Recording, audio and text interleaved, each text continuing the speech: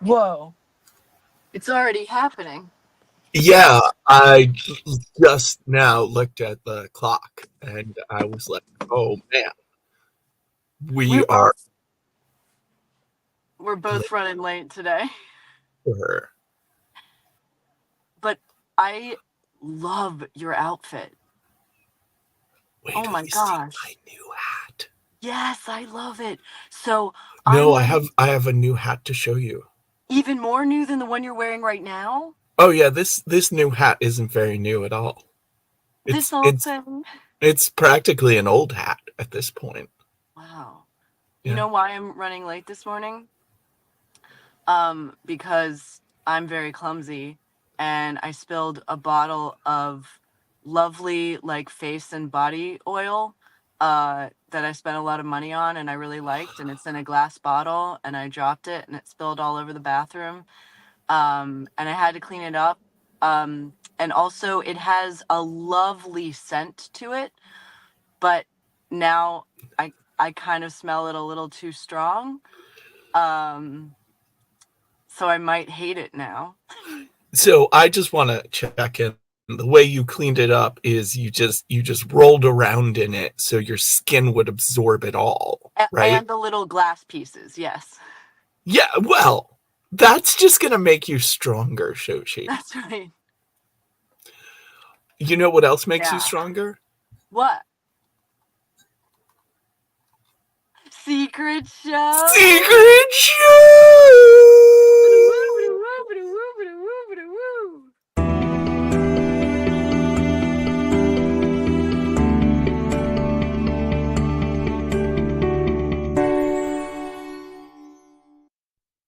Oh, it's been said a bard's life can often be a hard life, or hill and jail to rove and always move from town to town. And some folk have inquired if ever we grow tired of ranging all around the world and never settling down. But one should be a little wary of remaining stationary, 'cause comfortable is lovely, but it's not the way we grow. When life starts to unravel, pick up your pack and travel. You'll find a strange serenity in places you don't know. Wriggle-dee-dum-dee-doo-da-terry-o-dee. There's so much to see beyond the open door. It's outward bound we go. Who knows what we'll find that we've never found before. Adventures waiting further down the road. It's waiting for you further down the road.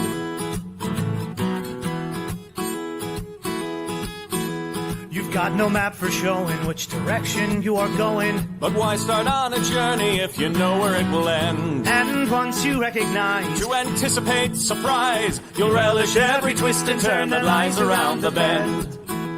Wriggle-dee-dum-dee-doo-da-terry-o-dee-da-dee-da-dee. There's so much to see beyond the open door. It's outward bound we go.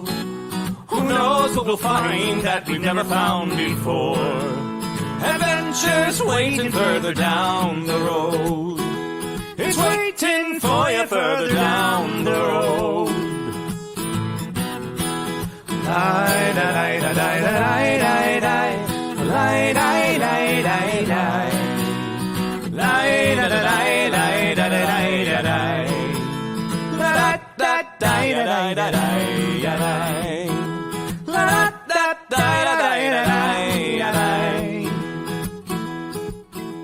the world has got its demons. There are many reasons why you'd find it harder to be brave than be But afraid. every life could use some danger. Every friend was once a stranger. Ships are safe in harbor, but that's not why ships are made.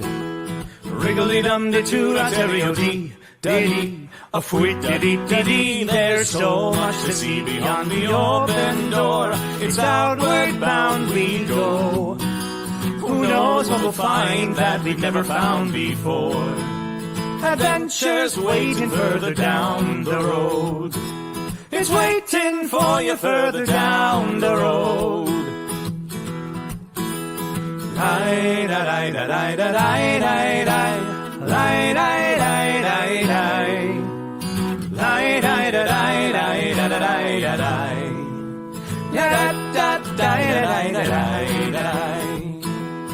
adventures waiting further down the road. Let's go! Lie, da, da, da, da, da, da, da, da. Lie, da, da, da, da. Lie, da, da, da, da, da, da, da, da. Da, da, da, da, da, da, da, da. La, da, da, da, da, da, da, da. Lie, da, da, da, da, da, da, da. Lie, da, da, da, da.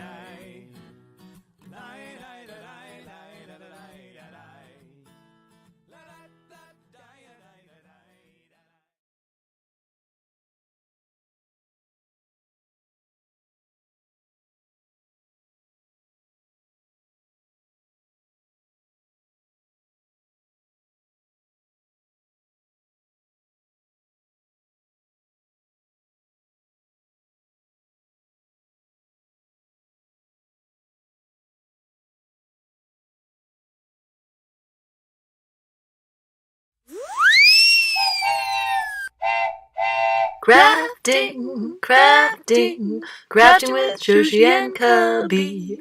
What will we make today? What is the dice of the day? Crafting, creating, collaborating. What would an octopus say? Trivia questions, hooray! Creating, clickbaiting, can't hardly waiting for the crafting show. A crafting show with Cubby and Shoshi. Okay, so the secret 30-second countdown. Yes. I feel like that didn't work. Oh, no. Was it too secret? Yeah, it was way too secret. I did a secret 30-second countdown in between the ad reel and Yeah. our credits, and I saw that. I noticed that brilliant move. it was very subtle. Yeah. Subtle. It was very Subtle. subtle. Subtle, that's a funny word. I wonder what it means. That's even better when you yell it. Can anyone tell me? People are staring at me in the parking lot. Yes, that's your memory, Victoria London Fog, and not our brilliant plan of constantly slowing down the crafting credits. We slow it down by 1 millisecond every show until finally it'll be the whole show long. Wait. That'll take a very long time. Yeah, we're committed to do this show for decades. But that would be millennia. Look, it's the only constant I have in my life. Yeah, but I still feel like, look, I'm all for like, we're gonna do this show for decades. I draw the line when it's like epochs. Look, a marriage is until after death. This show goes even further. I think we both know that marriages don't always last until death. Yeah, that's a dumb rule anyway. Yeah. It's better to do a hand fasting. Yeah, because my hands need to lose some weight. You just have a shake for breakfast, a shake for lunch, and then a sensible dinner. My hands need a cleanse. I mean, that's probably true. It's just called washing them, Shoshi. Yeah. Stop trying to invent things that already exist. I'm fasting my hands. You call that fasting your hands? More like slowing your hands.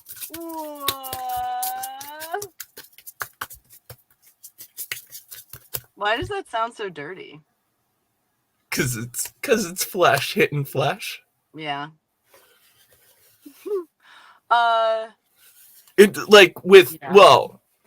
Because there's two rhythms to flesh hitting flesh, and one is like Right. and the other's leg. Oh. Yeah. I'm Those a are the little two spacey today. Okay, but please tell me about this yellow outfit you've got on. They're great yellows, beautiful yellows. That hat is great. That shirt is great. Damn it, I need to find those pants for you because they're the same color. They're like that yellow. I love marigold. Marigold Ugh. is my favorite color. It's the best. It's so beautiful. Well, here's the thing. I was my brother, much like myself, has a deep love of buying cheap, stupid things on the internet. It's And a pretty basic, like, you're not, many humans also enjoy this. Right? I want to assure our audience that I am not prepared to take a human life at this point. I'm not saying I won't make out with a vampire. Committing to become a banana is committing to a life of violence, as we all know. And also, I have already learned stage combat. I have taught myself stage combat. Shoshi, I will demonstrate for the people if you will throw a fake punch. And please be careful not to actually hit me. Well, this goes against everything I believe in and everything that I've ever said, but I'm going to do it. Yeah, okay. Ready? Sound effect! Turns out all of stage combat is just turning your head to the left and going sound effect. God damn it. That's true. I couldn't have said it better myself. The next time I do some stage combat, I'm going to say, look, all stage combat is just turning your head to the side and saying sound effect. That's it. That's all it is. That's all there is. I would feel flattered if I understood. Does Nero Wolf wear yellow all the time? I've never actually. I've been meaning to check out the series. The Nero Wolf. It's Yesterday's Night loves Nero Wolf. Oh, I know. I was gonna say. I feel like I'm not the first person you've pitched Nero Wolf Archie Goodwin costume. You should. Yesterday's Night should do that with their partner. Yeah. Yeah. Although it'd be good if you did it too. I'd like to see the two of you in a costume together. Well, here's the thing. I don't think I could play a big guy that doesn't want to leave his chair without turning into Orson Welles. So the whole night would be Orson Welles as Nero Wolf, which also, like, would be great. Kind of works. Is Nero Wolf sort of supposed to be like, what's his name? Sherlock Holmes's brother? Mycroft? Yeah. Wasn't that Mycroft's whole deal, is that he was just as brilliant, he just didn't want to leave his office? Yeah, kind of. But, like, he would, because he would show up. Or the thing is, I think Mycroft was supposed to be smarter. Yeah, but he wasn't as, like... But he wasn't the main character. Yeah, but also wasn't it, like, a little fat-shamey, too, in the books? Maybe? I've never read any... I haven't read much of Sherlock Holmes, actually. It's good. They're actually very fun and easy to read. Yeah! They're all, like, short stories. Well, the problem is I started with the first one. Which I have to assume is the worst Sherlock Holmes story, because the whole thing where it, like, suddenly becomes about escaping Mormons, and that very lengthy passage, which is, like, just a flashback that from the dead person or something, is just, like, it's a clunky. It's a clunky story. A Study in Red? Is that what the first one? Yeah, Study in Scarlet? Red? Yeah, something like that. It's good. I mean, it's fine. His last one, the one where Sherlock dies, that's my favorite one. That one's actually like really good. When Sherlock dies? That's not the last one. That's like halfway through. I know, but he wanted it. He wrote it as the last one, and then the public. And then was he like, changed we his want mind. More Sherlock, yeah. So he wrote more. Honestly, the best thing he ever did was just not explain it. Yeah, like nope, he's back. Yes, thank you, Victorian London Fog. It's a perfectly fine little detective story, and then the Mormon stuff just gets weird, and I'm like, "Bruh." And I realized that none of the other stories have weird and not that I'm exactly pro Mormon. When you, that's a religion with some baggage. I don't know But if there's a religion that doesn't have baggage.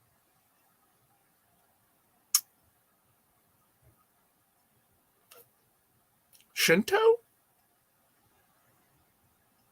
I mean, I'm sure there's. Yeah. I mean, That's- anytime. That's you just give- ignorance on my part. Yeah, I mean, maybe. I don't know much about it. The only thing I know from it is I played a video game once that like has some like Shinto beliefs in it, and that's all I know, and that's a real bad way to study something. Or is it the best way to No, it's not No, very. it's not good. Yeah. Could be, but no. Also, 285 pounds is not much at all. What's 285 pounds? Nero Wolf. Oh. Yeah. That's not. I'm I've known 250. people that much. Yeah. Like I've been 285. And you're also Like- tall. You're 6'4"? Yes. Yeah. We both know a theater maker who does mostly family shows who once realized he was the same height as our shortest president and Oh gosh. pitched that accordingly. And when I found out, I was like, I'm the same height as Lincoln, our tallest president. And, you know, a vaudeville duo was not born that day, sadly. You were Madison and Lincoln together at last. They lived apart, but now they're roommates. That's what I was trying to remember. The key thing is that Mycroft was at the club. He was always at his gentleman's club. I knew he wasn't just a homebody. Right. He was at the club. Right. At the club, you know, man, I don't even know what you're supposed to say you're doing at the club. I wanted to make a very anachronistic reference that he was like blowing it up at the club. That would be really funny if when somebody else does like a modern interpretation of Sherlock and Mycroft's literally like at the club, like just dancing away. Throwing that ass in a circle. Thank you. Exactly. Thank you, Victorian London Fog. And Thank you. actually, it was Madison, I believe. That's what I said, right? Did I not say Madison? I think you said it quick. Oh yeah, Madison. Yeah. Oh, I see. Sorry, I didn't see on the screen. No, Madison, not Martin Yeah. Van Buren. Madison. Yeah.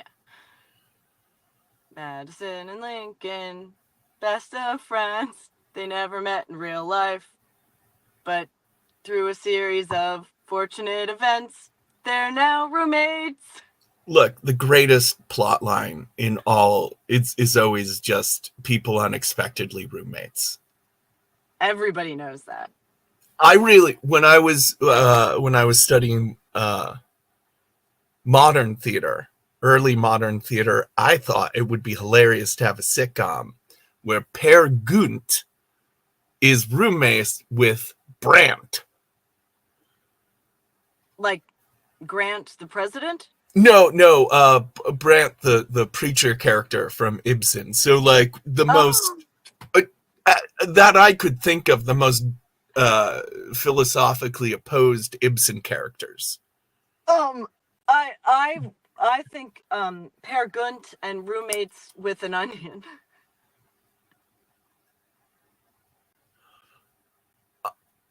But where's the core? Where's the core? Where's the core? Just layers. But like Brant is like, oh, you shouldn't do that, Peer Gynt. And Peer Gynt is like, I have to be me. I mean, they would both be the worst roommate ever.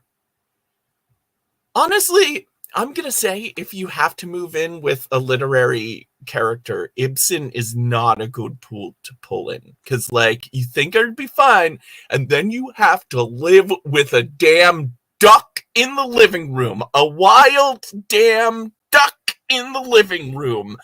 And it's such a painfully elongated metaphor. Like it's an you're gonna trip over that metaphor every morning when you get out of bed. So like Peer Gynt and his roommate is an extended metaphor.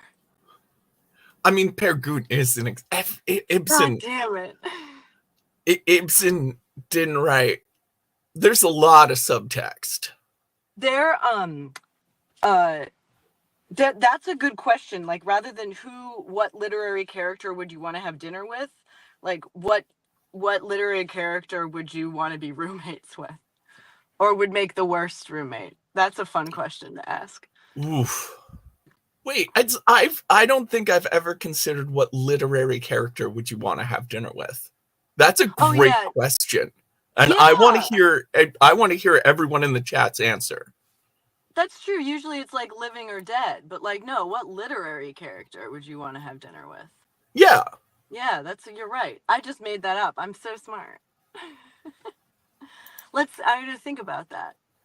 I once knew somebody who was in a polycule with an extended metaphor, and actually, weirdly enough, you wouldn't think it would work, but a synecdoche. Was that me? You had some fingers in that pot. The English teachers are laughing so hard. Actually, Victorian London Fog, did you like that joke? Yeah. Because if you didn't get it, did anyone? Yeah. If she didn't get it, then we probably told it wrong. Well, that's fair. It was. I mean, it wasn't the best as a synecdoche. Let's see. Literary character I'd want to have dinner with. Like Marvin the Martian. Or Marvin the Paranoid Android. Yeah, not Marvin the Martian. Oh my god. Yes, Marvin the Paranoid Android. Aww. Yeah. Well, I like hearing people complain. Oh, that's why you're friends with me. I do. I like hearing. I like rants. I like stories. I just like, just like hearing people talk. I mean, I like enthusiasm. Yeah. So it's really hard to. Okay, so there's a literary character that at one point I was like, yeah, that is one of the great literary characters. And I think they fly below the radar on that. But I'm gonna say Toad of Toad Hall. Oh, great choice. Great choice. I mean, you will pay for the dinner.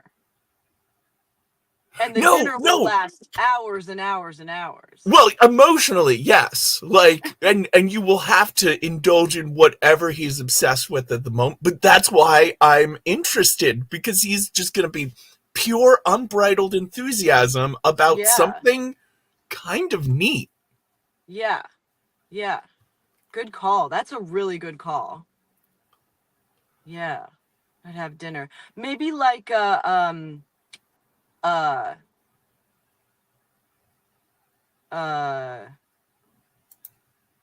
Wait, so would you, okay, what's best? Well, you have to have Archie there, right? Like, that's required because there has to be someone who can puncture Nero's ego like a little bit. Plus, he can tell you all those cool stuff about being an editor at Marvel. Ah! All right, important question, Malix. And you don't have to answer right away. You can think about it if you want. But what literary character would you most want to have dinner with? Oh, you know who I'd like? You know Auntie Mame? Oh, yeah. Auntie Mame I'd like to have dinner with. Oh, you know that is going to be a banquet. Oh, it's going to be a great dinner. And some poor suckers are starving to death. Starving to death. Professor Moriarty. Ooh, interesting choice. Gutsy choice. Are you sure he Yeah. wouldn't just like poison you for kicks? I'd like to see what he'd use. I mean, whatever he does is going to be fascinating.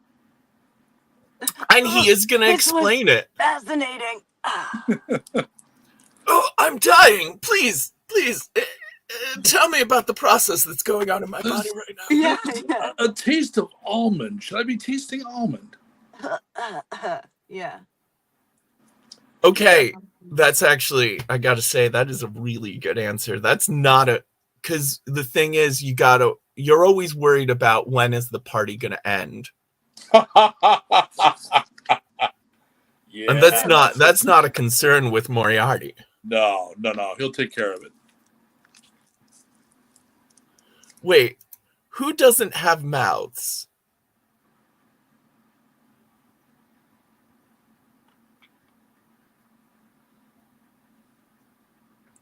It's Yesterday's Night. Also, Peter Whimsy and his wife. Oh, I don't really know them. And also, I gotta say, that's gutsy. Because depending on where on the story, that's very dangerous. I didn't get very far in that series, but Again, gutsy choice. gutsy choice. Plus, Yeah. like the other two boys seemed like way more fun. Matt and Wolfie. So if it's just one, I mean, if you could do a couple, it would be Nick and Nora Charles. Oh, great choice. That would be Yeah, super fun. but then they're the dinner party. Well, and Yeah. how good would that dinner be? I'd just sit back. You don't have to do any of the work. Let them Well- entertain. Yeah. Here's the big question with that, though, is are you prepared to have 5 martinis and no food for dinner? For that experience, I'd give it a go. Yeah. It's only a one-time dinner. It'll be fun until you black out. And somebody's going to get murdered. Not by them, but somebody. That's true. Someone will get murdered. Oh, yeah, the Marvins don't have face holes. Oh, can't eat. yes. Thank you. You're right. And I didn't mean Marvin the Martian, although that would be an interesting. Martian Manhunter. That's who I'd like to have dinner with. I mean, I like Jean Johns a lot. He's probably my favorite DC dude. But also, I love a character that should work on paper and just kind of doesn't.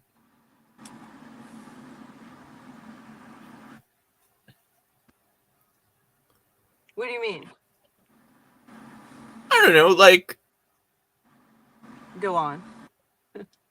well, like, Martian Manhunter has all of these powers, is pretty cool, and yeah. just no, very few people's favorite. I can't know say what no you one. mean. Yeah. You're like, why is Superman so much cooler? They have a lot of the same characteristics.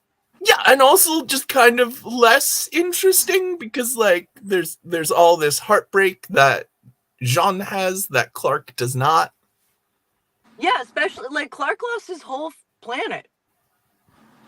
And he's not really angsty at all. Yeah. John is angsty, sadly. Yeah. Yeah, but I dig that. I'm pretty angsty myself. Oh yeah, no. But it's like I never thought about that, but that's a good point. Like Superman is surprisingly non-angsty considering his backstory. Well, I mean, the worst stuff that happened to him as a baby. So, like,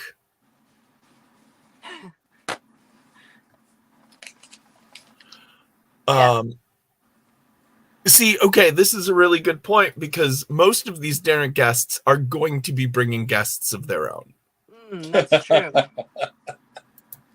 So there is no telling who is showing up with Toad of Toad Hall. If I'm lucky, Mole, Ratty, and maybe Badger. If I'm unlucky, the Weasels. All of the Weasels followed him there. Worth it though. Worth the chance. Don't fall for the Willy Wonka trap. Which is when you go to his factory. You just don't want him at dinner. Well, I would not. I would not invite Willy Wonka to dinner. Yeah. Tea with dessert. But like, does the man even eat non-sugary foods? One wonders. And he's always actually about everything. Yeah. Yeah, I don't think there's a lot of temptation. Yes. We're making up the rules as we go along, Evelyn Evermore. So Yeah. you can invite whoever you want. Yeah.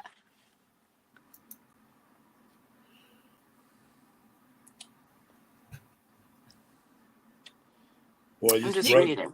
This resin is a pain. I literally washed it with dish soap and all the stuff you're supposed to do to get the mold release off, and it's still, I'm gonna have to do 2 or 3 coats because the primer does not want to stick.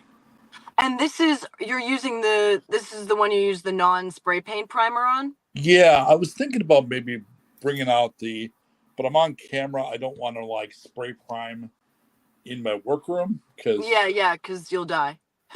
I don't have. I'm going to at some point when I have a couple of dollars. I'm going to get one of those exhaust hoods because I've got a window right here, so I should be able to hook up a hood and a fan and suck out the poison juice.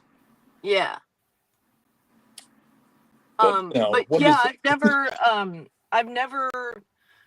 I used to paint miniatures a lot, but they were either metal or plastic. I've never done resin, so I don't know. Do you need to sand it a little bit first? Supposedly, as long as you get the soap and you get the mold release off, it's good. Resin is a lot more popular in the custom build anime figures and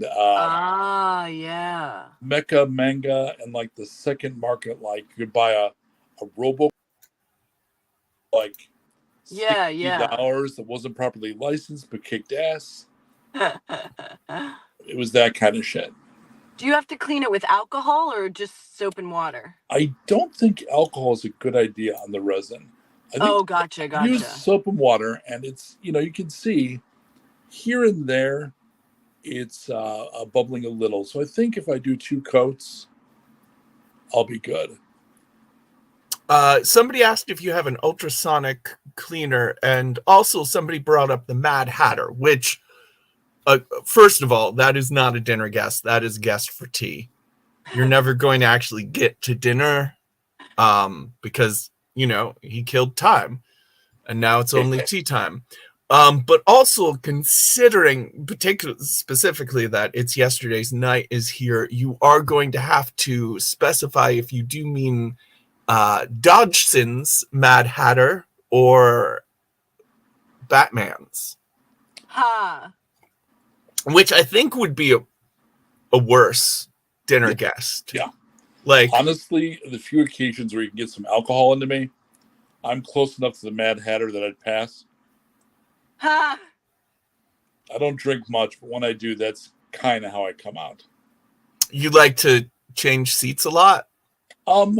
Hyper like that because I'm bipolar. So if I drink, a lot of the reins that I have psychologically on that behavior go away. So yeah, like kind of twitchy, getting up or like, we're going to assemble a puzzle now, like that kind of shit. Absolutely me. Ah, change seats. Yeah. Yeah. Yeah, I'm trying to think of other like the all the Little Women I'd love to have dinner with. Mm. From Lilliput. As adults, they'd all be great dinner guests, I think. Hmm. Joe and all them. Boy, That's- middle age cishet dude being very careful what he's going to say about Louis Alcott. They seem like they are. Some dinner guests have a topic. Like if you're going to get Willy Wonka, he's going to talk candy. Right. I think the Little Women have some very particular things they're interested in. Like art and writing. Well, yeah, the one is like isn't I forget the one is mostly theater, right? There's a Amy is a painter. Right. And Joe is a writer. Beth is dead. And then what's the fourth one's name? Do we have to invite her? The dead one, definitely. No, Beth. It Well, is she's not going to October. say much Yeah. because you did specify as adults, so Yeah. And she didn't make it. If we get my buddy Stuart, we can do a seance and we can have her at the party. There you go. Get us some Judas action. I'm not going to say TV doesn't count as literature. Oh, it definitely counts. Yeah. Oh my God, the Golden Girls, done, sold. That's the correct answer. Sorry, there can be no better answer. Wait. What if we recreate the Golden Girls from other literary characters? Because honestly, Toad of Toad Hall, I think, still fits the energy. Ooh, that is a good thought process. Recreate the Golden Girls as their literary. Well, I feel like Rue McClanahan is Scarlett O'Hara. Like adult grown up Scarlett O'Hara. Yes. Yeah, I mean that or like, I mean, she's a little Blanche Dubois. Yeah, but not sad. Without the tragedy. Like, yeah, like Blanche is sad. Yeah. Can I invite Klinger from MASH? For your party, sure, yes. It's he'd bring the sandwiches. Yeah, but they are gonna have some strong cheese on them. Yeah, I love the strong cheese. I'm just saying he's gonna bring a very specific culinary. Yeah, you're not wrong. It's Piemonte, right? Piemonte Brothers. Like he's from Ohio. He's from Cincinnati. So there was a famous, but he was very into Limburger cheese. Yeah. I'm a big cheese guy, boy, there's a statement. And I do like the musties, but I prefer a blue to a Limburger. Okay. Yes, but I'm not hosting. Hello. I'm just saying, because I am not gonna get the settings right, and he is gonna be angry the entire evening.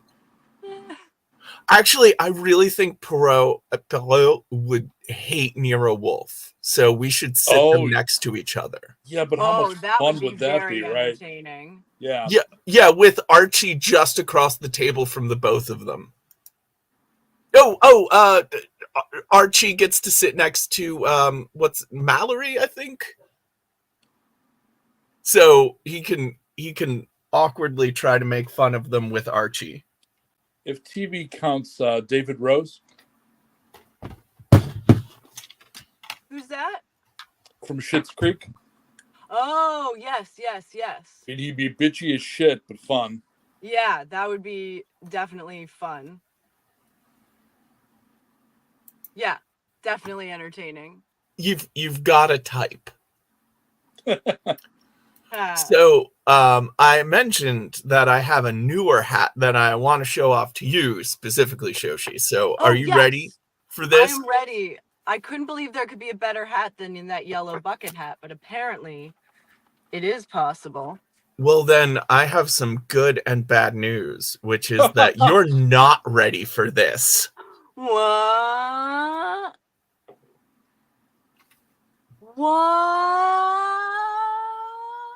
What is it? Oh my gosh, it's like a real hard hat.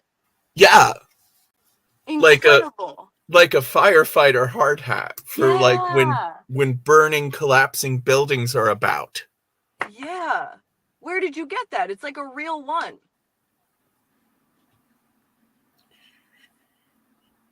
It's like not a fake one. Oh, did you rob a fire person? No, Firefighter? no. But someone I know did. What? There's a No, I'm firefighter just- out there that isn't going to be protected. No, it was definitely surplus. I will not give any details because the legality of the acquisition was Dubious. non-present. Yeah. And I'm not going to put anything admissible out into the world. But let's just say I shouldn't have this. So I love it all the more for that. That's amazing. I love how brightly colored it is. Yeah, it's nice bright blue and it's got reflective strips. So you're not going to lose me today. It'll be good. Like, would it work as like a bike helmet? Because it would make a pretty kick-ass bike helmet.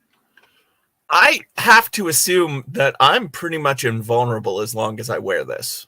I think this will protect me from all dangers. I think you might be right.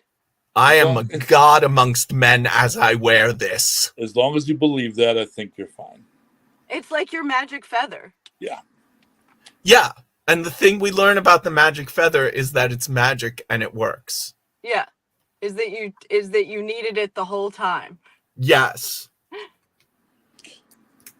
So are we broadcasting me and also my shadow with no picture? Well, here's the thing, buddy. You set it up so that that blank thing is the only thing with your voice. Boy, I like the suggestion that I set something up with intention. I was not trying to say it was on purpose or anything. Yeah, I'm boy, just letting you know that if you say anything out of line about the March Sisters, Ah. Yeah. no, it's you're a blank- back. it's- Sorry. It's a blank screen, but then we can see your painting very well. Okay. Yeah, but there's no sound coming through on the painting. That's thing. weird. That's weird. So I don't know. As people can tell, I'm getting my makeup ready because the reason I'm in my car, for those of you who are tuning in or don't know, I have school shows again. So I drive close to the location. I park in a place with some Wi-Fi, and I join the show as long as I can, and then I head off. And today's midsummer, so but I kind of just like drive in, so I don't really have time to do my makeup there. So I'm doing my makeup in the car. That's my craft, my face. Nice. But that's rounding out to a close. I have this. I think I have one more school days next week, and then I'm back to regularly scheduled crafting shows. Oh, I wanted to talk to you, Cubby, since when I'm back. We can't do it this week or next week because I don't have access to my laptop and I need to be on the laptop. But when the week I come back, because it's getting close to Halloween, we should start doing the Cubby's characters again, yeah? Yeah, or at least Mask of the Day. Yeah, and both maybe. What is this? So we have little things we do. We have Dice of the Day, we have Mask of the Day, but something we came up with for last October was called Character Spotted, and it's basically the show continues, and at some point I will spot a character that has been created from what the chat has said or something else, and it's basically just like 3 descriptive words, and then I'll be like, oh, there's a character. It's a magical ornery centaur teacher, and then Cubby has to go and very quickly from his mass of costumes come up with a costume and a character, and then comes back and we have a little interview with the character. I've done that as kind of an improv game, but I don't have the costumes to back that up. Well, the costumes are the gimmick. Oh yeah, I'm gotta just have a gimmick. Little sad I can't join you in that. It's like an improv game, only it's fun Ha! for the Well, audience. You can join in when we do it if you're here, because we interview the character. So you can ask some some questions of the character when they come on. I also might be able to do a serviceable mask using paper, cardboard, and speed crafting. Just make a mask really fast. Yep. That would be fun for Halloween. It'd be fun to do.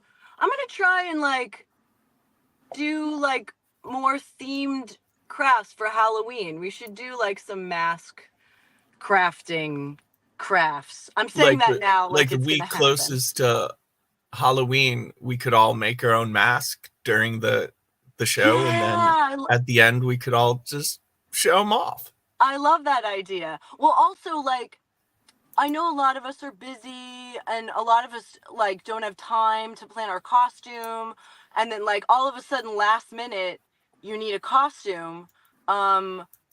It would be okay, what can you make with what's around the house? Well, that's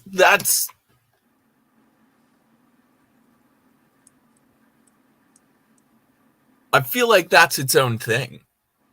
That's true. That could be its own segment. You're right. Yeah, that's definitely its own thing. Because there are lots of costumes you can throw together very, very quickly. That's true. Yeah, very true. There is online I think he's Japanese fellow, and he does this wonderful thing where he approximates the look of a costume or something, but he uses a garbage bag and a sausage, and I've seen people do that with Bridgerton characters. Oh, that's cool. Yeah, there was just a whole event where Really? the whole event was basically made out of garbage, and I love that. no, so it was much. there was a Bridgerton ball Oh, that my was God. just a total scam. It's being Yeah. called the Americans Scottish Willy Wonka experience. Oh my God. Oh no. Yeah, the pictures are lamentable. It was one of those companies that is- Yeah, fly by night, steal Those the are- money and run kind of Yeah. thing. Yeah. Those of us that produce events are would you stop doing that? 'Cause you get Yes. nervous. Yeah. Yeah, you're giving our real events a very bad name. I mean, obviously they won't, because they've already skipped town. They won't do it again in this town because Right. they've moved on to the next. Plenty So of the I've- towns. Primed my garbage cans. Couple of things I'm still working on for this. I'm going to continue to prime what I've got. But I'm thinking about, this is intentionally woods that have been this kind of, I like the look of, they're not supposed to really represent things that have been shorn off by a laser. It's just past that point, we don't show them, the representatives. So my thought was I could put little magnets in the center of each tree, and then use flock balls, and then Okay. have a bag of them so I can magnetically go, here's the top, but then if we're moving around, I can remove the tops of the trees. Ooh, So if that's I a do it- great idea. If I do it right, I should be able to go tuk, tuk, tuk, and put the tops on.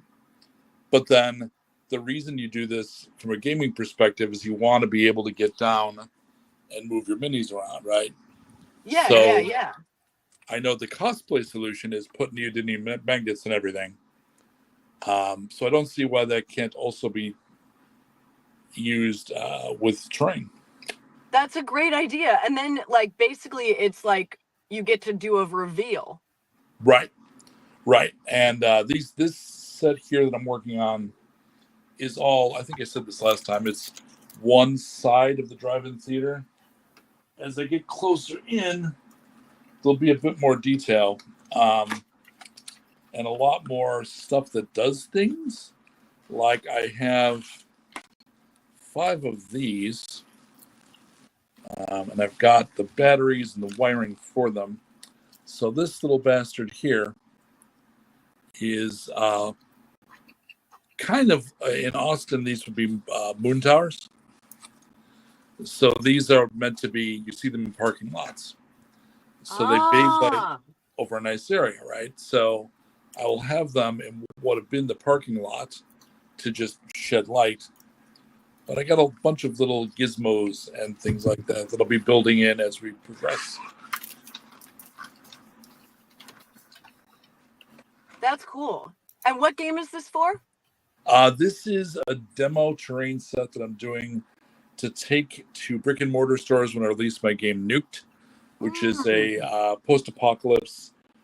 I realized the aesthetic that it's the closest to. If you ever saw the Nirvana animated movie Rock and Rule, it's kind of got rock and roll vibes. Okay. So Is it a little like Necromunda? So, Or like- not that far in the future. Like Necromunda- hover cars and stuff. Yeah, Necromunda is very, and Warhammer 40k is very grimdark. It's very, everything Yeah. has to be in this voice. This is playful. There's mutants and magic. I say that it's like if it was edited by Henry Rollins, so it's got like a cynical, But lighthearted. well, kind of like, because I don't really like funny games. I think funny should be inherent and not made a point, right? Like Zoolander. I'm going to invoke Zoolander. I laughed, but it's because he never broke his character. So the fact that Zoolander took his male model thing incredibly seriously was very, very funny to me. But this, if you're familiar with Fallout makes fun culturally. Oh yeah, Fallout. Yeah. It parodies 50s Paranoia. And... yeah. Corporate culture. Well, and gender stereotyping too a lot. They get into that. Yeah. Being an 80s boy, though, my targets are corporate. Corporate America, also kind of bro culture. Like it's the same needle that Fallout has, but moved forward about 20 years. Yeah. So the targets of where I'm cynical, of where I'm poking fun, are the things that punk bands were yelling about in '82. But That's fun. just because I'm older and that's what I make fun of. It's fortunate that we've gone around the bend and all that shit is absolutely topical again. Yeah, fortunate isn't the word I would use.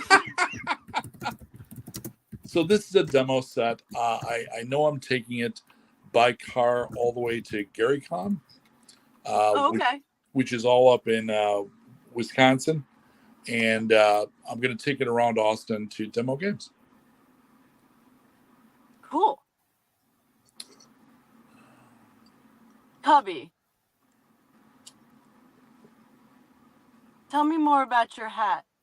Well, I've been trying to respond to this comment for a while. I would say I would go to a moth. I wouldn't. I don't like butterflies. I dislike them. I don't like butterfly pavilions.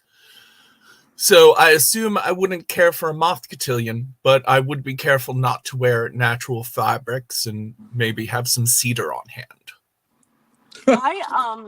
I just recently Would you go to a moth cotillion? oh, I would definitely go to a moth cotillion for Yeah. sure. I mean, I feel like, I mean, can you imagine the Luna moths at the cotillion? Gorgeous. I mean, from afar, perhaps. Yeah. I don't like bugs all up in my business. Fair. Well, as long as you didn't wear anything that put out light. So obviously have you ever seen me at a cotillion without light emitting garments? Cubby, why did you dress as the moon? I thought it was a theme. I thought it was a theme, not You know like what? I dressed as a candle, so fair enough. I was the bare porch light bulb.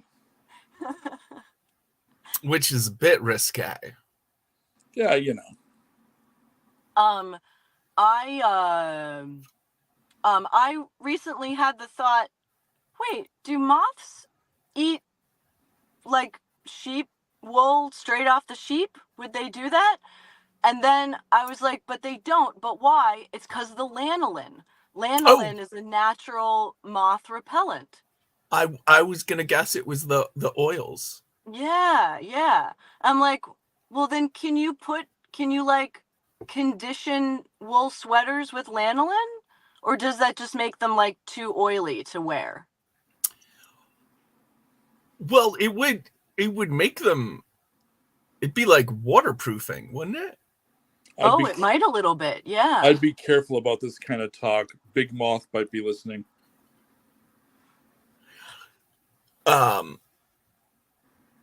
Yeah, so imagine it would make it a lot less soft and a lot heavier. Yeah, because this might make me sound really foolish, but I didn't really know that moths actually ate holes in fabric. Like, I thought that was like a cartoon thing, because living on the East Coast, there are moths, but they're not as big of an issue as they are out here. Like, I never had moths eat my stuff when I lived on the East Coast. And then I moved out here to California, and they are everywhere. And I've lost like some really great sweaters to moths. I was like, what? That's true? They actually eat your wool sweaters? I thought that was like a thing they made up for cartoons. No, it's real. Is lanolin not an oil? It's like a natural oil that sheep excrete. It's like their sebum. So it would, yeah. I'm thinking about what would it do to the sweater? It's an interesting topic. I'll have to look into that.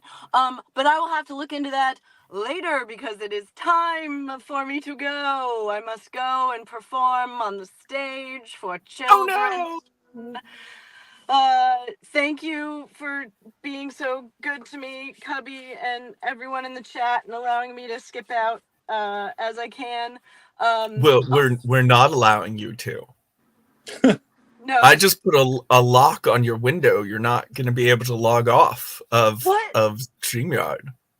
Well, then you're going to be staring at my empty car for about 2 hours. Yay! Change the name of the show. All right. I love you all. Bye. I'll see you next week. Bye. Bye! Have a great show. Break hearts, break minds. I guess the lock didn't work. I guess it had something to do with me having made that up. I just blame StreamYard. It's always the tech. It's never the user. Well, yeah, they should have developed that specifically so that I would have access to this imaginary technology that I just now made up. Yeah, that's reasonable. Horribly short-sighted of them. Well, since Shoshi's gone, it seems like this would be a good time to do a little trivia. Now, It's actually going to be a little. Wait, let me see. We got a banner. Created with the crew. Trivia.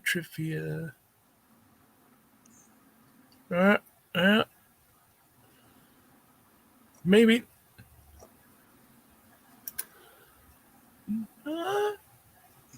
Oh. Wait. Oh. Man, there are a lot of banner things. Never mind. We're just going to do this.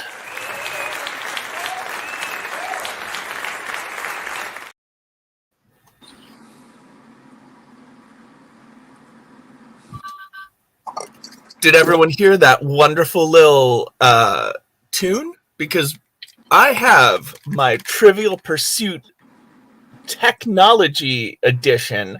This is a beautiful little piece of kit. This came up right as computer chips were small enough, but companies were still willing to make items with physical buttons.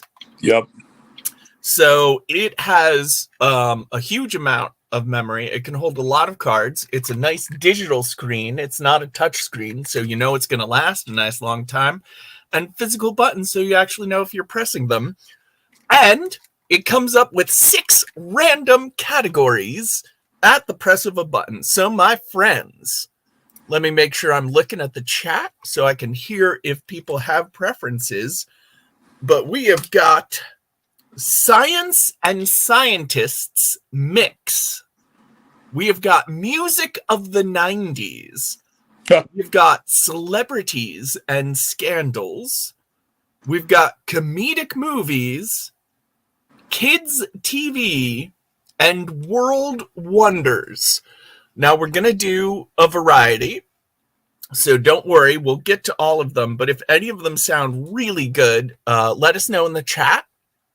And I will repeat those again. But first, we're going to do a question from Comedic Movies, because that sounds like a good place to start. And it's actually an easy one. All right, my friends. What 1992 movie stars Nicolas Cage as an Elvis impersonator? Which is not an accurate way of putting it at all. No, it is not. No, he is not an Elvis impersonator. He joins the skydiving Elvis impersonators in order to get to a place. But he never does the voice. Now, we're delaying it because obviously Malix and I know the answer, and we are... Oh, Sir David Percival, that was Kevin Costner and Kurt Russell. And Christian Slater were all Elvis impersonators in that, but Nicolas Cage was not in 3,000 Miles to Graceland. But nice call, though. Yeah, great reference. Wait, is Kurt Russell in that?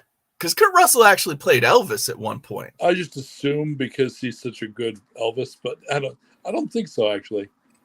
I think you're right about Christian Slater, though. Yeah, Christian Slater has a smaller role, but Kevin Costner was the main. He thought he was like Elvis's son or something. It was a wonderful, wacky character for him. It was the whole thing.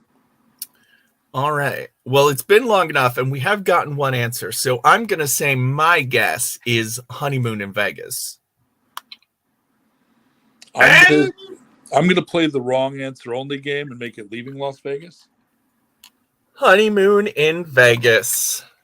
Oh, I should have lied and said you were correct.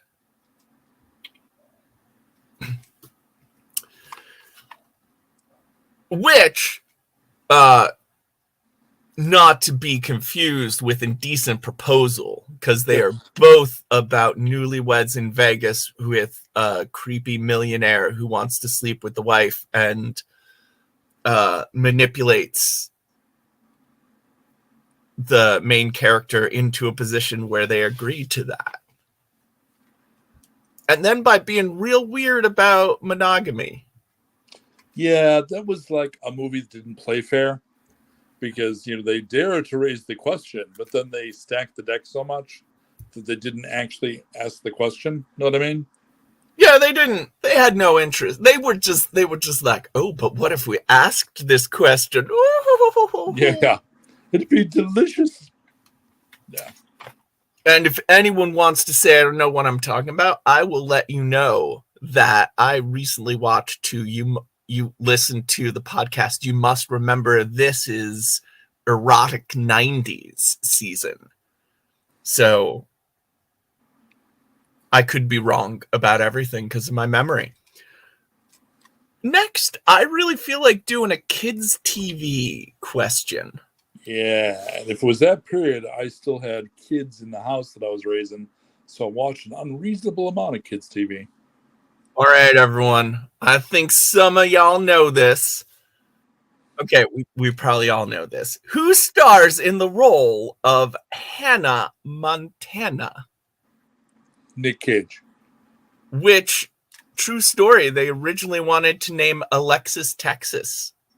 Oh God. Is that why the porn actress chose that name? No, that's why they chose Hannah Montana, because the porn actress had beaten them to it. Oh, awesome. Good for Alexis. That is correct. Miley Cyrus and her achy, breaky heart. It turns out it is a genetic condition. It wasn't Nick Cage. No. Well, so congratulations. You did say the wrong answer. Can I see that, though? I'd really like to see Hannah Montana starring Nick Cage. You could somehow arrange that, right? Yeah, that's already in the works. We were planning that as a surprise, but This is all right. A preamble. Yeah, totally. I'm just saying, Mr. Coppola only agreed to this if it was going to be a surprise. So, oh, my cell phone is blown. Yep, he's out. You figured. I'm sorry. You figured it out, and he doesn't want to do it anymore. Well, crap. Well, he owes me the money I spent on Megalopolis, so it's fine. Well, that's a different Mr. Coppola. Yeah, I'm busy painting, man. I'm just saying. You do know Nicolas Cage is Nicolas Coppola, right? I do, and I somehow I comported that over to Kylo Ren, who is of course not him. It's not. Is it noon? Yeah, it's noon. Damn it! I don't have that excuse anymore.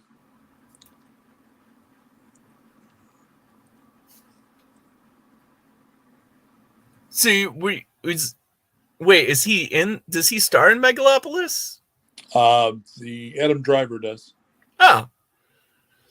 Also, you can't complain about anything Francis Ford Coppola does now. He got out from the massive debt, and he's allowed to make weird stuff again. See, I would have thought that I had no right to complain. Then I saw Megalopolis. You have no right to complain. No, it transcended any law of comportment or decency. Nope. I was violated enough as an audience member. Oh, wait, actually, there is a test. You might have an argument. Have you seen One from the Heart? I have. All right. Did you love it? I appreciated that. Ooh, that's I can hear when words are chosen specifically. Yeah, I did select that review. Yeah. All right. Well, then we're going to go to the next category down, which is World Wonders. Ooh. Nicolas Cage. I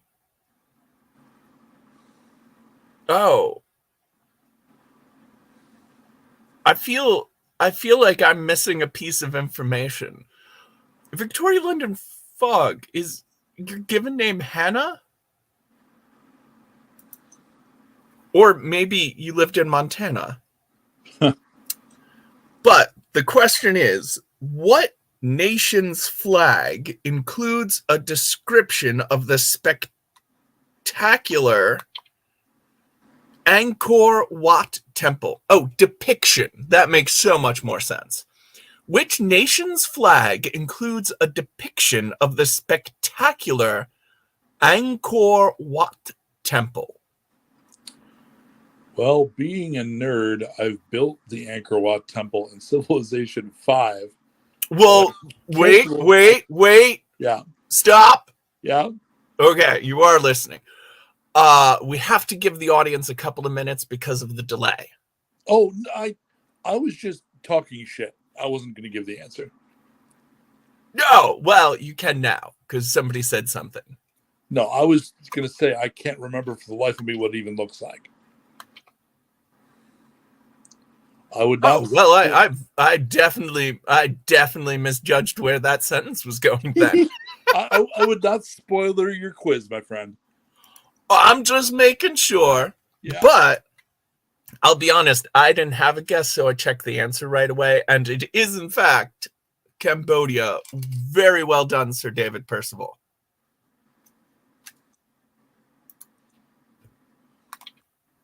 All right. I'm going to say all of the categories again before doing another new one. Science and Scientists Mix. Music of the 90s. Celebrities and Scandals are the three we haven't heard from yet. And we've already heard from Comedic Movies, Kids TV, and World Wonders. I'm just going to choose an arbitrary order that makes sense to me. So the next question is Science and Scientists Mix. What chair got its name from a 1927 contest beating out entries like Slackback and Sit-in Snooze? I want to sit and snooze now. Honestly, I definitely have a guess based off of just the timbre of Sit and Snooze. Yeah, something might fit with that. Yeah. Slackback is pretty good. Victorian London Fog, you're thinking just how I'm thinking. Also, I don't feel like this is really a question about science or scientists. But the answer is Lazy Boy. Unfortunately, spelling doesn't count because there's no Y for the lay. It's LA-Z-boy, which I have to say, looking at it written both ways, I like the Y in there. Do you have an opinion, Malix? On the spelling of Lazy Boy? Painting a pile of garbage is trickier than you'd think. It's that branding, advertising tendency to spell it a little wrong, partially to help you hang on to copyright, and I find it generally kind of annoying.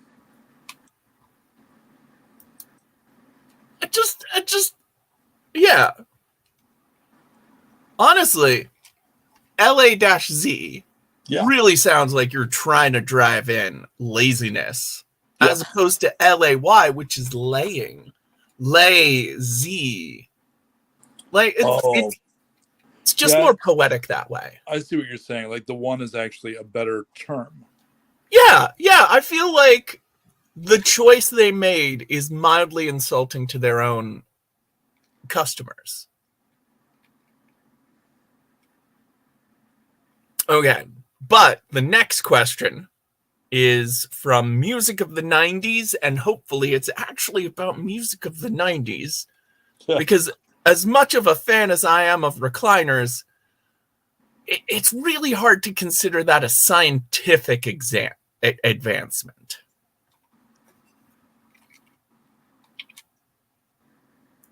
Who released Picture Perfect Morning, an album featuring over 40 musicians, in 1994? Wow.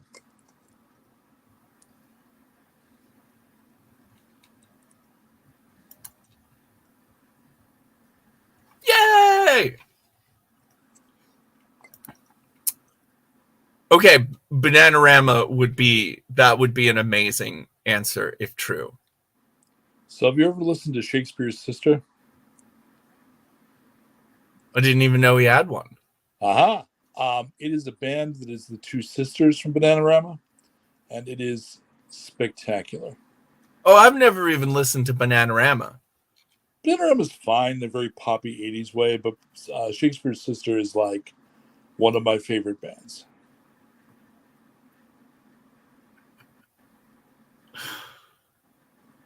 Picture perfect morning. Okay, just because it's an innocuous phrase and it's a fair amount of musicians, I'm gonna say Brian Wilson. Oh, interesting. Because as of 94, he had not yet actually released Pet Sounds. Right. So, see, I'm thinking boy band, because they would have the cultural pull to get the people together. 94 is early for the boy band revolution. Yeah, it's true. You're talking about the early, the proto boy bands like New Kids and Menudo. Yeah. Like, okay, so I'm going to go with New Kids, which is wrong, but that's my theme. Yeah. So good work. Thank you. Oh, wait, who's the worst 90s Brian? It's not Bryan Adams. Maybe. Oh, yeah, probably Bryan Adams. I mean, as a person, Bryan Ferry, but I like his music. It's kind of more 80s, though, isn't it? It is. If you still Yeah. have though. Oh, it was Bryan Adams. Okay. Well, here's the thing. None of us got it. It turns out it was Eddie Brickell. Oh, sure. Eddie Brickell. Eddie Brickell. Or Edie Brickell. Oh, Edie Brickell? Like New Bohemians? Oh. Yeah, Edie Brickell and the New Bohemians. That's the Smile and the Dog girl. That band, she got really drunk and they were having a stand up and you can perform on stage. And her friends had to perform. They turned into a band. It got really successful. And she was always very charming in interviews because she's like, I'm not an artist. I'm not a performer. My buddies dared me to sing. And we somehow got famous. Yeah, no. 10-Foot Alice is chiming in with some additional information. And I feel just as lost. I've never heard of Edie Brickell. Very pop folk sound. Well, yeah. I would have been into it then. I really did dig that 90s pop folk. Very heavy into Ani DeFranco and Dar Williams at the time. More poppy than that, but yeah. Well, yeah. Right. Not hard to get more. Not hard to get folkier than poppier than. Well, because that was before Ani went a little bit more pop with Little Plastic Castle. So I think that's silver though. You trying to come up with a very garbagey color? Well, so to do this, I'm most likely going to do large color areas, then do some dry brushing, and then do a wash. So I just need the primary color block areas. So I'm looking for a gray, I think. That makes sense. This is a nice dingy color. Like There's a brown gray. There's cinder blocks and shit in this pile. Yeah. Stonewall gray. Okay, let's try that. You keep using that word. I do not think that word means what you think it means. I guess I'm going to have to check out Edie Brickell. Thank you, Malix and Alice. Which, personally, I'd rather you check out Shakespeare's Sister, but that's my taste. And now I refuse to listen to her. Let's see. No, that does sound like a great suggestion, and honestly, anyone watching who's into Bananarama should definitely check out Shakespeare's Sister. It's depends, of course, on your taste. I am a Well, always. aging goth who loves show tunes and ska, so I have a very particular set of skills. And there is but one category that we have not yet gotten a question from, and that is celebrities and scandals. Oh dear. Who had a very bad year in 2007 as she shaved her head, fought to keep her kids, and stomped around at the VMAs? Wow, that's I mean, the head shaving in 2007 yeah. narrows it down to one. So, do you want to say who it isn't? Nicolas Cage. Pretty sure was bald and stalking around the VMAs, right? Yeah, wasn't that during a bad advice? That might actually be an accurate answer. Was he dating Crispin Glover at the time? Because God, I hope so. Oh. The most I know about his personal life is that he has a kid who's super into metal, Yeah.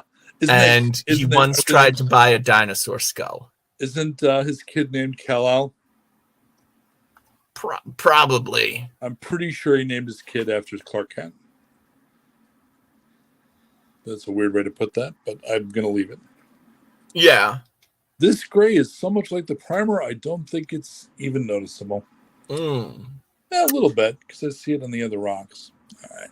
Well, if nothing else, at least you don't have to worry about like that primer texture Right. peeking out. Well, given the way I'm painting this, there's not... When you do the dry brushing in the wash, it's for large areas like this where you want to feel. It's actually an awful lot like... back in the day, I did a fair amount of scenic painting for theater, and it's got a lot more in common with scenic painting than painting little miniature dudes. Cool.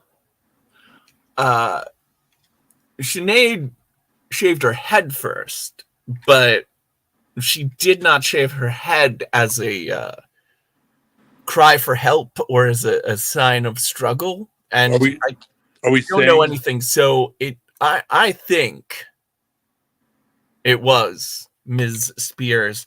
Yeah, And checking the answer. leave Brittany alone. No, she was the answer though. I know. I was. We have to say her name. I was aping the famous complaint. Yeah, it's a little better. It's weird though. Correction accepted, Alice. All right. I'm gonna do another one from Science and Scientists because I feel like Lazy Boy is not a it's a cultural innovation. I'm not saying recliners aren't important. I'm just saying it doesn't count as science. Even though it is patterned off of what your body does when you're floating in a pool.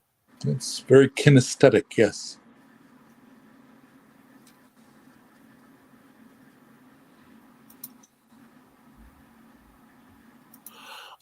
Honestly, I do feel like she got way too much flack for that. I mean, she was in a tough place, and I don't know.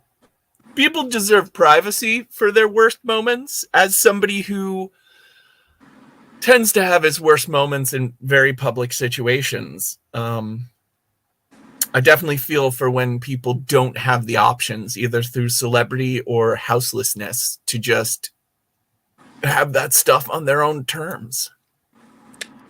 Amen. What spray-on party store item is used by U.S. soldiers in Iraq to detect hidden tripwires on explosions? I know this one. It's pretty clear what it is, but technically this is applied sciences. Ha. This is engineering. This is an engineering question, not a science question. And I'm frustrated that these lines are blurring. Is engineering not one of the sciences?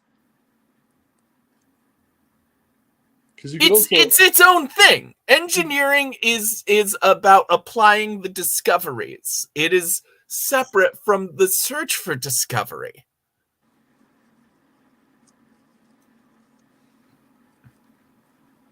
This is like having an artist's question. Yeah. And you're given category, and you're given a question about candlesticks, which is the realm of the artisan.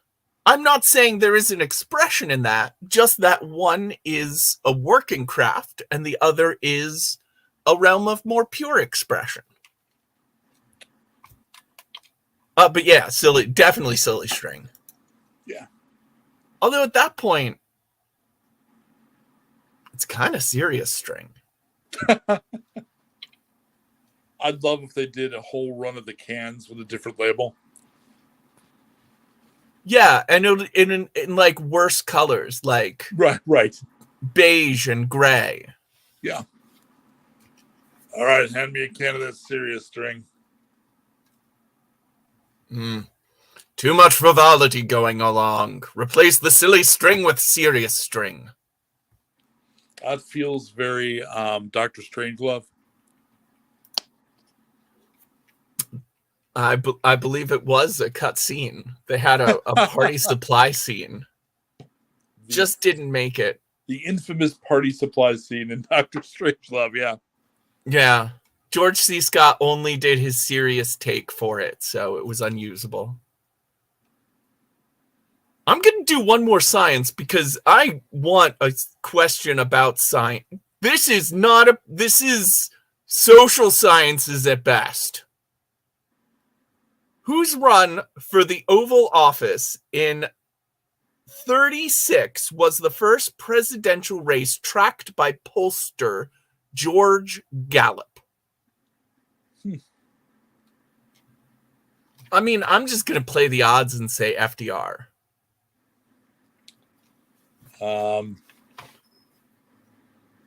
Christian Slater.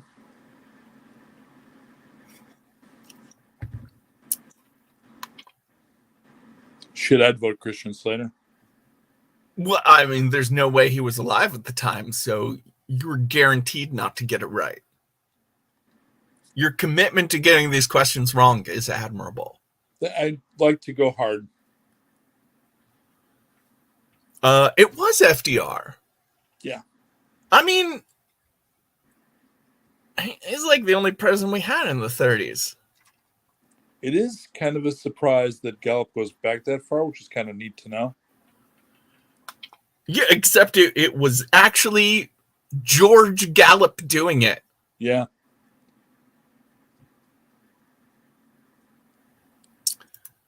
See, I was going to bring up, there's that company that makes thinking putty, which is definitely trying to be less silly, but yeah. It's good stuff. Actually. C4 is about as serious as a putty can get. Yeah. All right. I guess the social sciences count as a science, so we can move on. I just really wanted something about like Marie Curie or something, you know? You're getting static in chat? Sorry? Are you getting static in chat of people backing up the social sciences? No, I'm just begrudgingly admitting that the social sciences are a science. We have no social science defenders in the not currently in the gallery.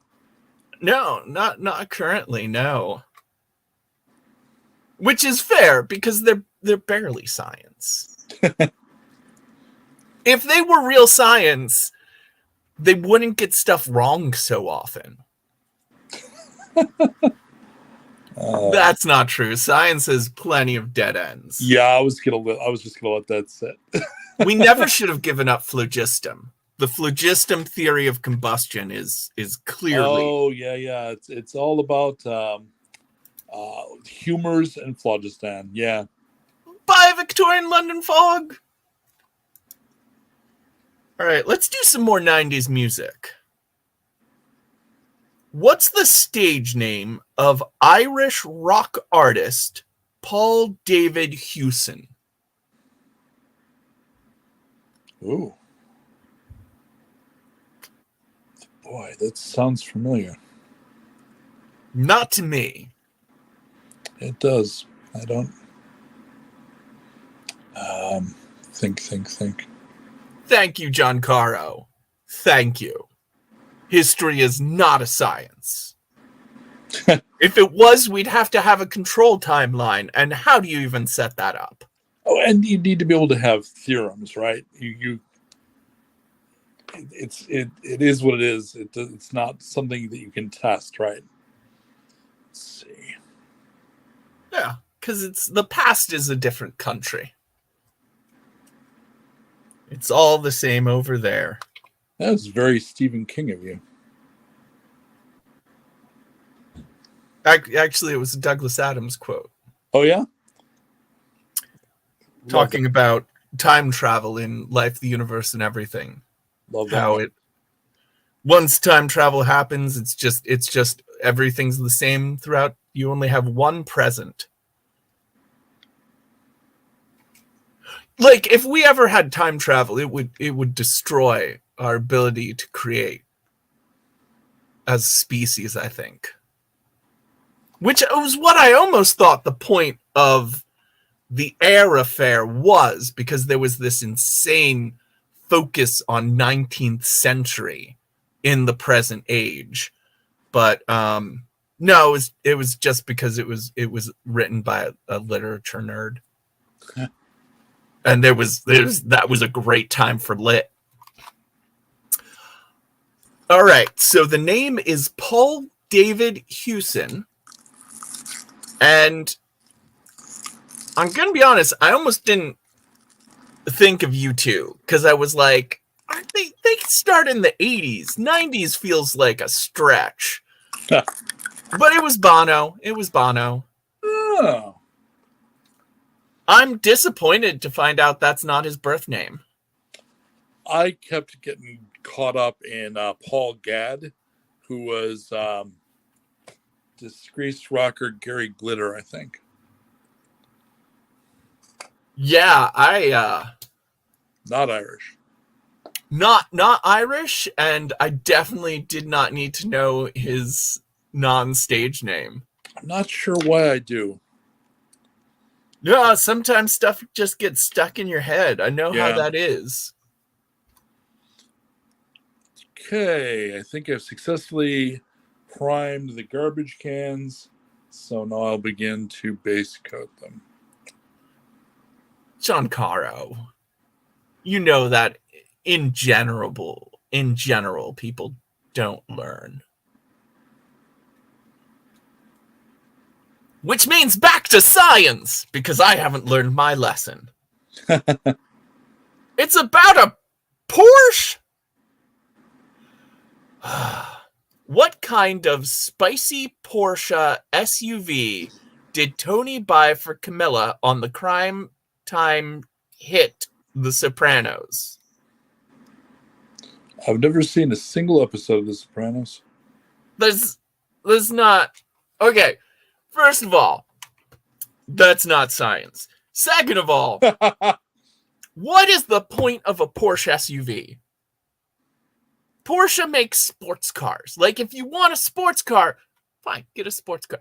I'm already angry in general at the concept of an SUV because it's basically just a minivan that's less useful in order to look cool. Right. And the whole light truck tax break thing was a mistake. We should be charging for those by their weight. Their taxes should be much higher. Agreed. So, on principle, I don't want to know the answer to this because it's asking like what model of Porsche. I don't care. I will say the answer because I asked the question to our chat, and I will not have our audience Oh, it's a Cayenne, a Porsche Cayenne. That's why they said spicy. I didn't know that was a Porsche. I'm very angry that was under science and scientists mix. That feels like a mistake. I'm going to comedic movies. And so help me God, if this is about science.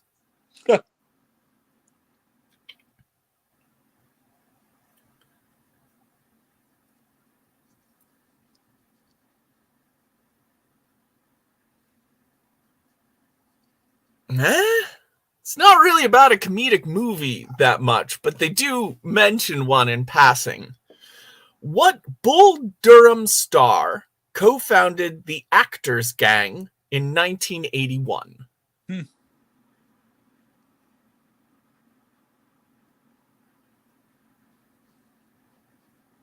And that's frustrating because honestly, I could see Costner, Sarandon, or Robbins having done that. I think I know this one.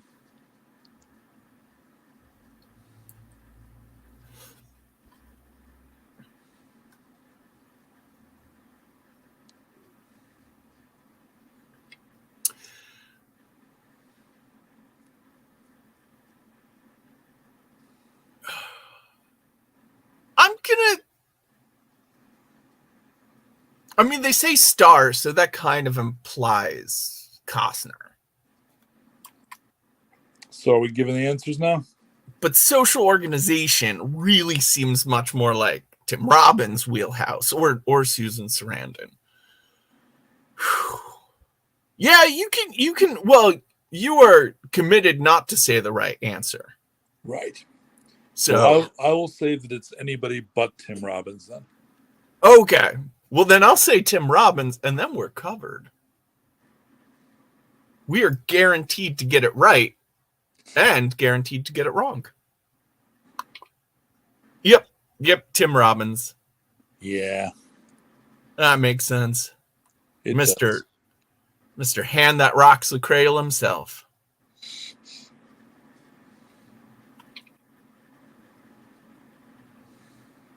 That wasn't actually about a comedic movie though, so I want another one.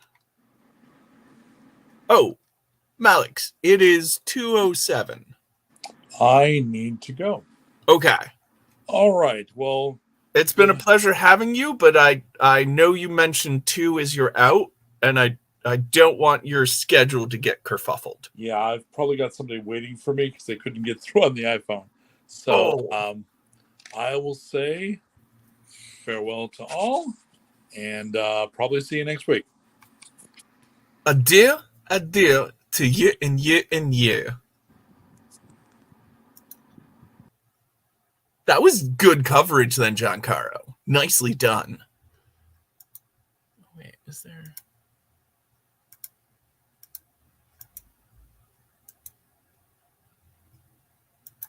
Sorry, I was playing with the look of the show. I have to say, now that it's just me, it's really highlighting my new hat. Very exciting. The question is, how do you accessorize with this? Obviously, I'm going to need... I guess I need like a blue jacket with reflective stripes on it. Like just a couple of reflective stripes. I'm thinking something cool with the sleeves scrunched up. Ooh, or like a barn coat. That would look pretty good. No. I was like, with the reflective things, maybe a members only jacket. That would be a very strange choice. All right. I'm going to do another comedic movie question. Okay, this is about a comedic movie. Oh, I'm so excited that it's actually accurate to the category. What stand-up comic played an old rich dude after Rodney Dangerfield backed out of Caddyshack 2? They still needed an old rich dude, Although, you know, on second thought, it does feel like they could have gone in a different way. But I don't think you're going a different. You're not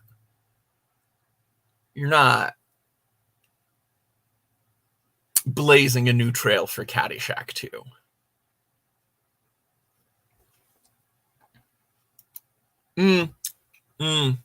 That's true. But yes, yeah. I mean, I have one of those in my car. You know, for emergencies. Okay, I've been talking and suddenly I can't. Oh, what was that guy's name? I can picture him. I mean, mostly I can picture his voice. And now I'm thinking about when he played the Anteater. He used to play the Anteater. Trying to get the ant.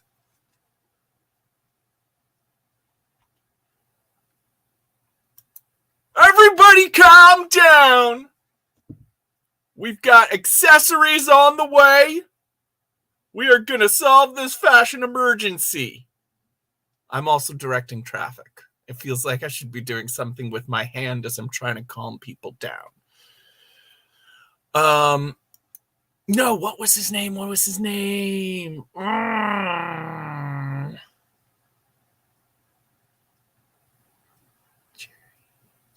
Okay, I'm not looking at... I know it's in my head. Mason?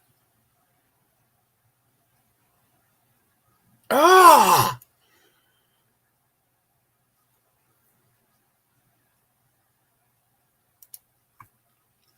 No. George Costanza's dad was Jerry Stiller. Also a very, very funny dude. Jackie Mason. It was Jackie Mason. Yeah, I knew it. I knew it was Jackie Mason. I couldn't think of the name, Jackie Mason. I'll say, if anything, Jerry Stiller is one of the funniest people. What's his partner's name? They're so funny together. They're so amazingly funny together. And then, here's the thing. Personally, when it comes to Ben Stiller,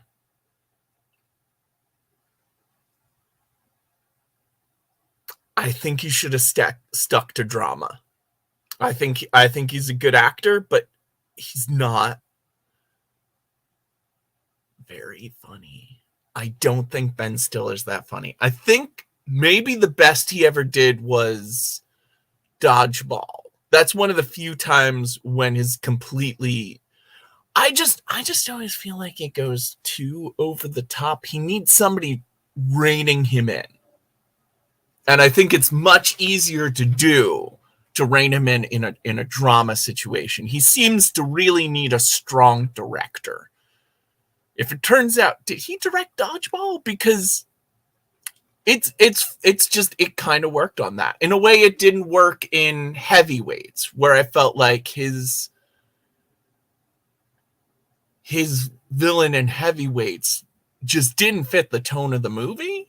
He was also way goofier than the movie was. Like, the Heavyweights was pretty heartfelt kind of buddy camp thing, and he was just too far for that. But that's always kind of what I feel about Ben Stiller. I'm sorry.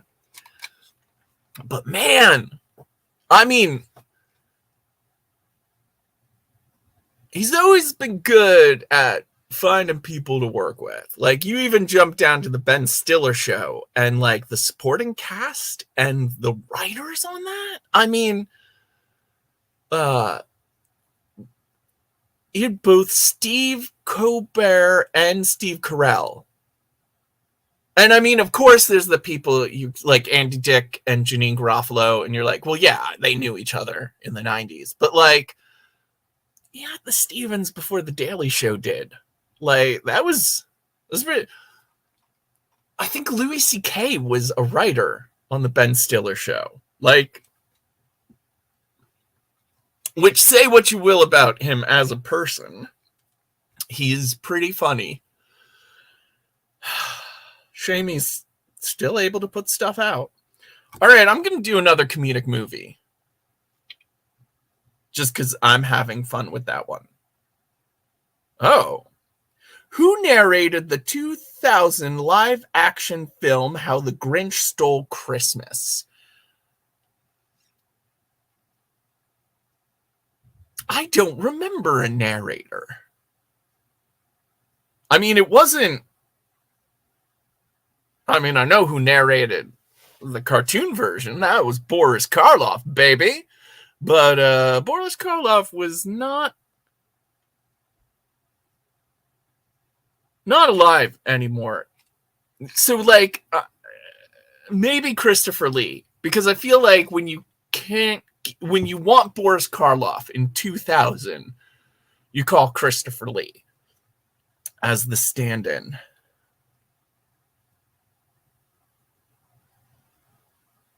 That was a strange movie. I only saw it recently, a couple years back, and really very strange. All right. Anyone else have a guess on who might have narrated the 2000 live action film of How the Grinch Stole Christmas? Oh! I just looked at the answer, and there is a more. It feels very obvious. Nobody is going to be surprised by this. Anthony Hopkins, which is, I mean, the short list of great voice narrators: Anthony Hopkins, Morgan Freeman, Christopher Lee. It would be a shame. It would be nice, right? It feels like they should have given Christopher Lee a call, right? That would have been some nice symmetry.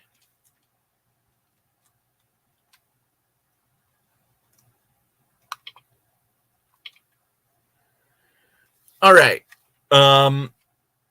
Music. I'm going for music of the 90s. I feel like most of us are old enough that should be a fun category.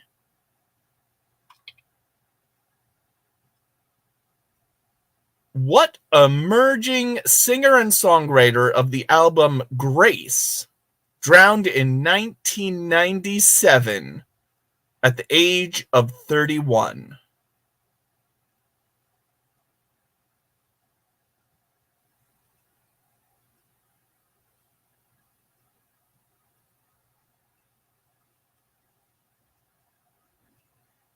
That's what's his name.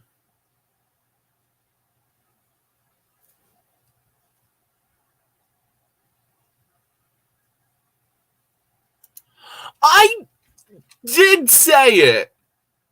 I mean, I never saw the Benedict Cumberbatch one. I don't know if they had a narrator for that one. Maybe that was Christopher Lee. Maybe they course corrected on that one.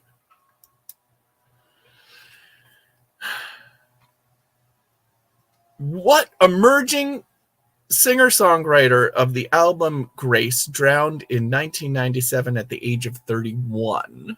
I feel like I know this one. I also kind of always am a little unsure if I've gotten his name right.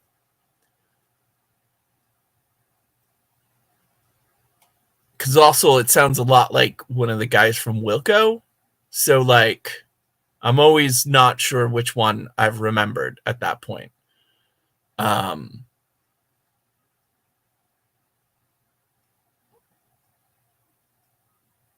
Jeff Buckley. I think it's Jeff Buckley.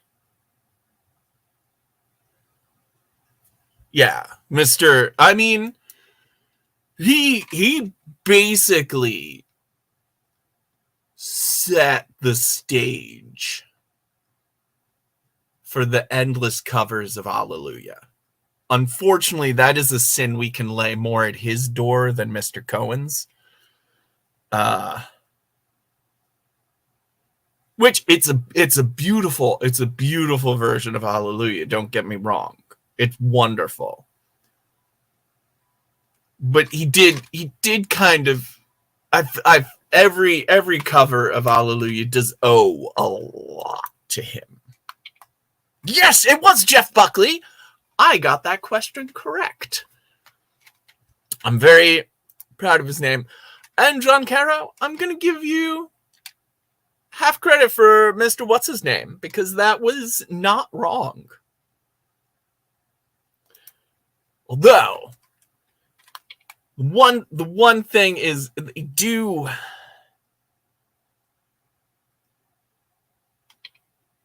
I know it's a big question. When you're talking about the lyrics to Hallelujah, there is a lot of potential lyrics, because I know from what I've heard, Leonard Cohen wrote a lot of verses to Hallelujah and changes it up. I've really only listened to one recording of Leonard Cohen's Hallelujah. But I have to say, like, there is a line I really, really like that did not make the cut into the modern covers. And even though it all went wrong, I'll stand before the Lord of Song with nothing on my lips but Hallelujah. Which I understand that's a lot more about dealing with broken faith as opposed to a broken love. But man, there's a lot to that song. There is a lot to that song. I'm going to do a celebrity and scandal next. What rock guitarist insured one of his sticky fingers, the right index to be exact, for $1.6 million? A rock guitarist who was able to insure one of his fingers for $1.6 million. That was such a 90s thing. Well, I mean, I guess it was quite a trend.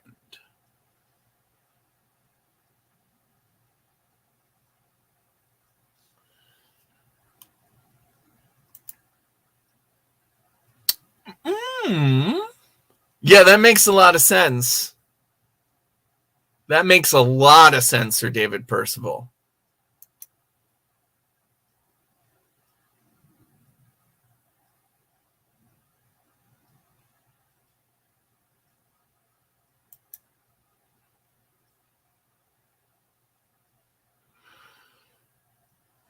Honestly, I can't think of any. Well, I'm going to say another name just for variety's sake. I think you're probably right. It's probably Eddie. But I'm also going to say The Edge. Oh, it might have been Slash. It was probably Eddie Van Halen. I don't really get the reference to Sticky Fingers.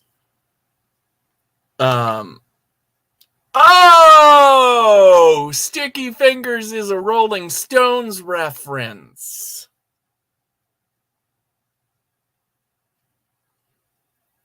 It was a Rolling Stone. It was Keith Richards. Right. Yeah, good catch, John Caro. Yeah. It was Keith Richards. Who, like, I don't really know that much about guitar. I'm used to a very particular kind of reference to Keith Richards, more of his unkillability, his shocking longevity for the substances he has taken in.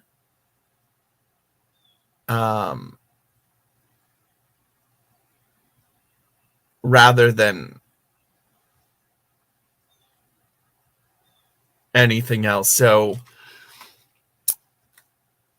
like, it's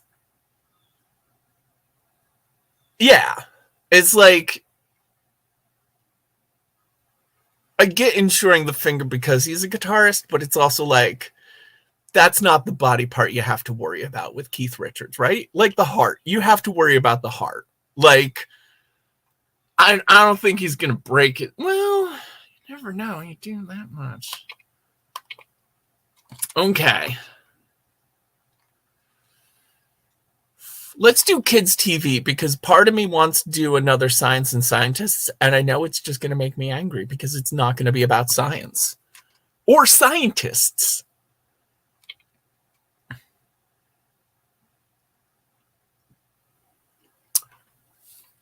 What 1970s TV character is radio personality and reality TV star Danny Bonaducci best known for?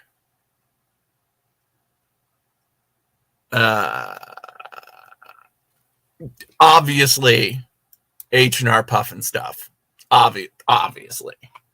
But he's also slightly lesser well known for his role as Danny Partridge. Oh, it turns out 10 Foot Alice, that's the one they were going for. Not many people know that.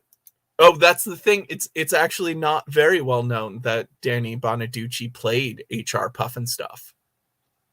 He was just the body, though. He wasn't the voice, which was, he didn't last long because he was a small man. He was a small boy at the time. He was very young and not full grown. And he got fired, but they had already filmed the episode. So if you find it, there's one where H.R. Puffin stuff is the same height as the kid with the magic flute. Danny Bonaducci. All right, one more kids TV, and then it'll probably be time for us to go. Oh! I got excited because it mentioned Gilligan's Island, and I watched a lot of Gilligan's Island as a kid. What Gilligan's Island star was also the voice of cartoon character Mr. Magoo? And believe you me, I know the answer to this one. That's right. Richard Bacchus. No, Jim Bacchus. Wait, is it Richard or Jim? Ooh. It's definitely Bacchus, though. He also played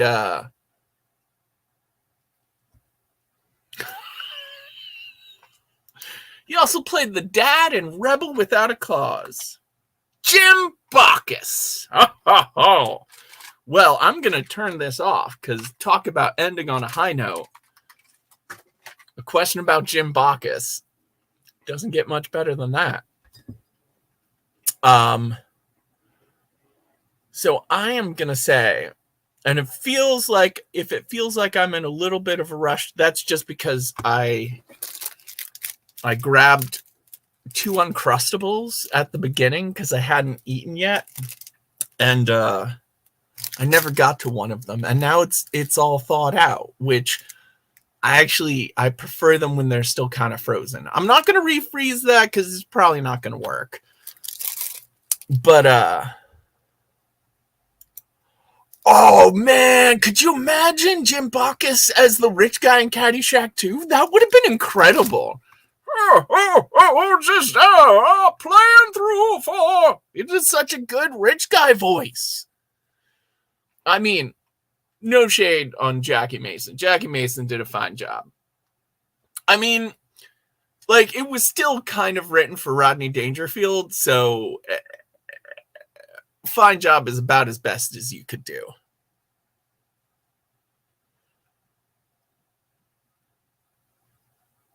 All right. So even though, seriously though, if you like Uncrustables, don't wait. I like it when the bread thaws a little bit, but the peanut butter is still frozen because the The jelly never freezes. It's always a little flowy. Probably the pectin. So I'm going to go take care of that. Y'all take care of yourselves, because we love you and we want to see you back next week. Thank you, everyone, for joining us. Let me get my clips set up so that I can say goodbye. Here we go. Goodbye. Thanks for everyone, and we'll see you next week.